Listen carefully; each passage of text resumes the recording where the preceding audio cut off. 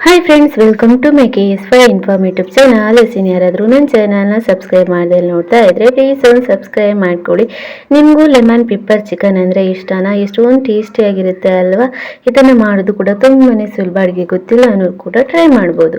ಮೊದಲಿಗೆ ಚಿಕನ್ಗೆ ಒಂದು ಅರ್ಧ ಕಪ್ ಆಗುವಷ್ಟು ಗಟ್ಟಿ ಮೊಸರನ್ನ ಸೇರಿಸ್ಕೊಂಡು ಅರ್ಧ ಹೋಳು ನಿಂಬೆ ಹಣ್ಣಿನ ರಸನ ಹಿಂಡಿ ಸೇರಿಸ್ಕೊಬೇಕು. ರುಚಿಗೆ ಬೇಕಾದಷ್ಟು ಉಪ್ಪು, ಹಾಗೇನೆ ಜೊತೆಗೆ 2 ಟೀ ಸ್ಪೂನ್ ಆಗುವಷ್ಟು ಪೆಪ್ಪರ್ ಹುಡಿನ ಸೇರಿಸ್ಕೊಳ್ಳಿ.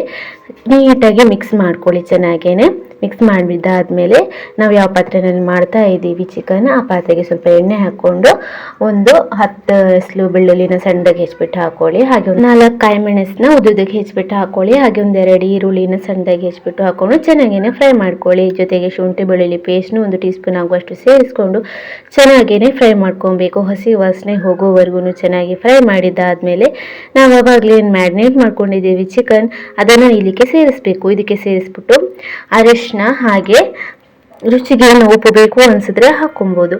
ಹಾಕ್ಬಿಟ್ಟು ಚೆನ್ನಾಗೇನೆ ಮಿಕ್ಸ್ ಮಾಡ್ಕೊಬೇಕು. ನೀಟಾಗಿ ಒಂದು 5 ನಿಮಿಷ ಹಾಗೇನೆ ಫ್ರೈ ಮಾಡಬೇಕು.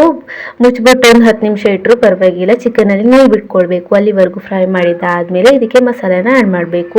1 ಟೀ ಸ್ಪೂನ್ ಆಗುವಷ್ಟು ಧನಿಯಾ ಹುಡಿ, ಹಾಗೆ ಒಂದು ಅರ್ಧ ಟೀ ಸ್ಪೂನ್ ಆಗುವಷ್ಟು ಪೆಪ್ಪರ್ ಹುಡಿ ಇದನ್ನೇ ಹಾಕೊಬೇಕು. ಅದಾದಮೇಲೆ ಅರ್ಧ ಟೀ ಸ್ಪೂನ್ ಆಗುವಷ್ಟು ಗರಂ ಮಸಾಲೆ ಹುಡಿ ಇಷ್ಟನ್ನು ಹಾಕಿ ಚೆನ್ನಾಗೇನೆ ಮಿಕ್ಸ್ ಮಾಡಿಬಿಟ್ಟು ಇದಕ್ಕೆ ನೀರನ್ನು ಆ್ಯಡ್ ಮಾಡ್ಕೊಳ್ಳೋದು ಬೇಡ, ಚಿಕನಲ್ಲೇ ಬಿಟ್ಕೊಳ್ಳುತ್ತೆ. ಹಾಗಾಗಿ ಅದಾದಮೇಲೆ 1 ಟೀ ಸ್ಪೂನ್ ಆಗುವಷ್ಟು ಕಾರ್ನ್ಫ್ಲವರ್ಗೆ ಸ್ವಲ್ಪ ನೀರನ್ನ ಹಾಕ್ಬಿಟ್ಟು ಗಂಟಲ್ದಂಗೆ ಕಲಿಸ್ಬಿಟ್ಟು ಇದಕ್ಕೆ ಸೇರಿಸ್ಕೊಬೇಕು. ಯಾಕಂದರೆ ಥಿಕ್ನೆಸ್ ಬರಲಿ ಅನ್ನೋದಕ್ಕೆ.